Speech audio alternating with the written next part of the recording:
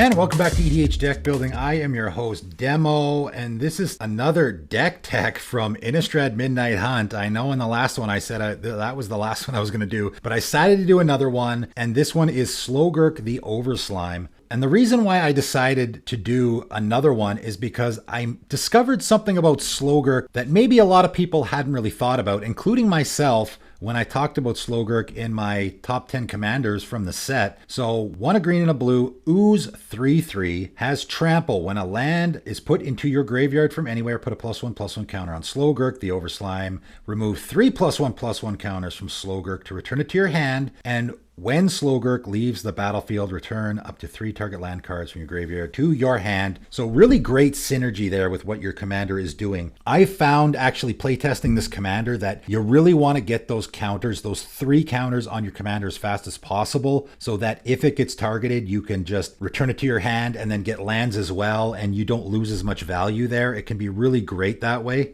However, the most important thing I discovered is the wording on this card that maybe some people missed and I missed as well. When a land is put into your graveyard from anywhere, put a +1/+1 counter on Slogurk. So if I sack a land, like my Misty Rainforest, I get to put a counter on my commander. As I already mentioned, Ayula's Influence is a fantastic fit here, where I can discard a land card to get a bear token. That puts a +1/+1 counter on my commander. There's lots of ways you can get lands into your graveyard. You can even mill yourself. Now, this is the important part that I missed, and I think a lot of other people probably missed as well. What this card doesn't say is the most important part, okay? Typically what you see on these triggered abilities, recently anyway, is when one or more of something happens, right? Slogurk does not say that. Just whenever a land is put into your graveyard from anywhere, that's it. So if one effect puts 20 lands into your graveyard, you get 20 +1/+1 counters on your Slogurk. What's the best way to put a whole bunch of lands into your graveyard? Well, of course, with milling. So if you have a card like Traumatize, 3 blue sorcery, target player mills half their library rounded down. This doesn't have to be an opponent. You can do it to yourself, right? So if you traumatize yourself and put the top half of your library into your graveyard, however many lands is in there, that's how many +1/+1 counters are going on your Slogurk. And it is very likely that you can then one-shot one of your opponents. Remember, your commander does have trample. So basically what I went with this deck, and I checked it on EDH Rec to see what everyone else was doing, and I didn't see anyone else doing this. I went with a self-mill strategy, which is not a strategy that I normally love, but it works great here. Mesmeric Orb and Dreamborn Muse are both going to dump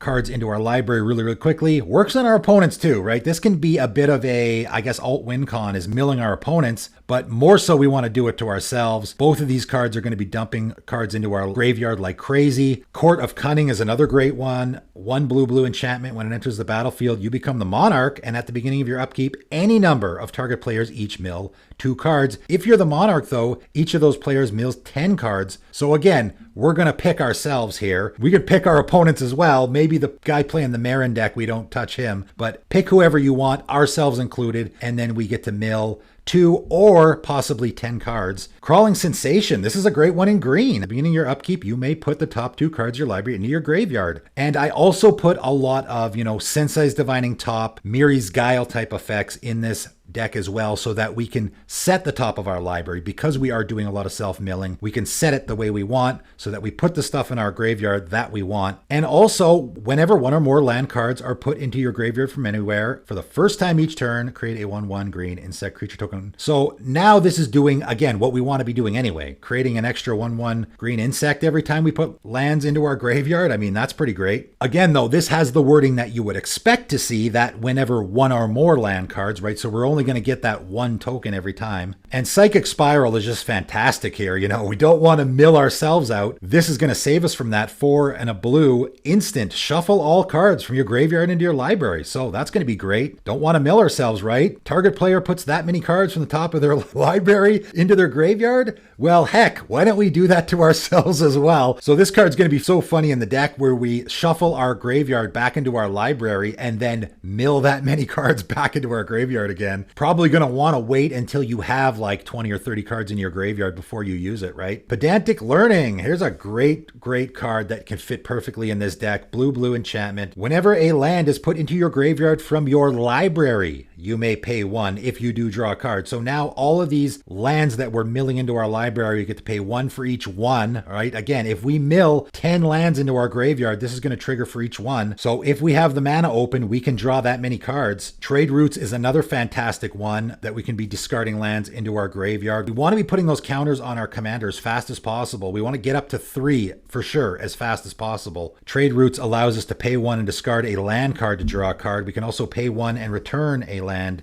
we control the owner's hand if we want to put lands in our hand that we can then discard. Life from the Loam obviously is a no-brainer in this deck. Gotta have it in there. It does the returning lands to our hand thing, which we want. It also has Dredge 3, so it can do the milling thing that we also want. Our commander is an Ooze. We're really getting to a point here where we can definitely do some Ooze Trial. There is enough support for it, I think. Biogenic Ooze is just a no-brainer in a Slogurk deck. 3 green Ooze, 2/2. When it enters the battlefield, you create a 2/2 green Ooze token, and at the beginning of your end step, you can put a +1/+1 counter on each Ooze you control. So you're putting 1 on your Ooze token, on your Biogenic Ooze, and on your commander. And you can pay 1 green to create another 2/2 Ooze token. Hadana's Climb is great. Again, we're in sort of a +1/+1 counters theme here a little bit. I didn't go down that road too much, but at the beginning of combat on your turn, we can put a +1/+1 counter on a creature we control. We do want to be putting counters on our commander. Then if that creature has 3 or more +1/+1 counters on it, we can transform Hadana's Climb, and that's probably going to happen right away. And when we transform it, it becomes a legendary land, Winged Temple of Araska. We can tap it to add a mana of any color, or we can pay 1, a green and a blue, and tap it, and target creature we control gains flying and gets +X until end of turn, where X is its power, and we're going to use this on our commander. If it wasn't super obvious before, this is probably more of a Voltron strategy, right? That's how we're going to end this game. You know, we cast that Traumatize, and we can immediately just one-shot an opponent and kill them. Or if our commander is like an 11/11, we can now use Winged Temple of Araska and give it flying and +11/+11 and one-shot an opponent. So this is going to be great in the deck. Saryth, the Viper's Fang, which I think is a great commander from the set, but also is going to be fantastic in the 99 of a lot of decks. Fits perfectly here. Other tap creatures you control have Death Touch. So now when our commander attacks, it's going to have Death Touch, and man, Death Touch and Trample's fantastic. So whatever our opponents throw in the way, we only have to deal 1 damage to it to kill it with the Death Touch, and then the rest is going to trample over. And hey, untapped creatures you control have Hexproof, also fantastic in this deck. So after we attack with our commander, we can then untap it with Saryth's last ability and make sure it's got Hexproof so our opponents can't just remove it. Vidolian Illusionist is another great way you can protect your commander. We really want to protect our commander here. And if you have a commander that is piling counters on itself, phasing is a great way to protect it because the counters don't go away. So we can just pay blue and a blue here and target creature phases out. Great way to protect our commander. We can also protect it with its own ability, right? Returning it to our hand, which I think we will be doing from time to time. And Aether Vial is a great way that we can put it back into play. This can be an underrated card in Commander. You don't see it much, but in a deck where you want to be returning a creature to your hand all the time and then putting it back into play, it can be great. At the beginning of our upkeep, we can put a charge counter on it, and we can tap it and put a creature with converted mana cost equal to the number of charge counters on it onto the battlefield. So obviously our commander costs 3, so we're going to get this up to 3 counters, and then anytime we can put our commander or any other creature in our deck that has a mana value of 3 directly into play, and obviously we can do it at instant speed as well, which is great. And Steely Resolve, this is just another deck where this card is just a must. It's a little bit Ooze tribal, I suppose, so we're going to name Ooze,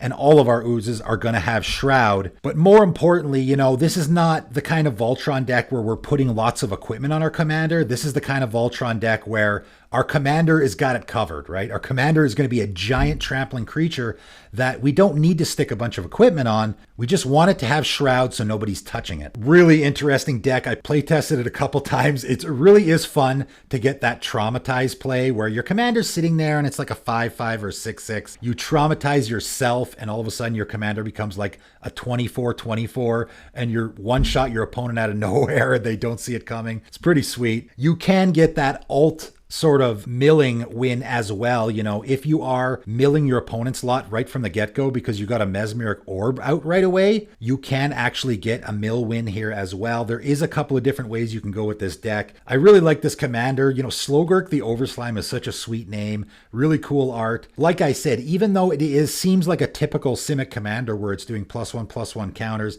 and a land theme, it's doing it in a very different way. And that's why, you know, when I went on EDH Rec, I saw that everyone seemed to be playing a landfall theme there, which I was like, I don't think this is a landfall deck. I really don't. I mean, yes, I threw Splendid Reclamation in this deck so that we can get all those lands into play after we've chucked them into our graveyard. Sure, but I don't think it's a landfall theme. I really didn't go that way at all. To me, this is, I dump a bunch of lands into my graveyard, make my commander huge, and then one-shot my opponents. At least that's the way I built it. So the deck list for this is in the description below. Check it out. And if you really like the way I build decks, you could also check out my Patreon. The link for that is in the description below as well. I do all my patron deck techs there, and I do my deck doctors there as well. Check it out if you're interested, but that is it for today, and thanks for tuning in.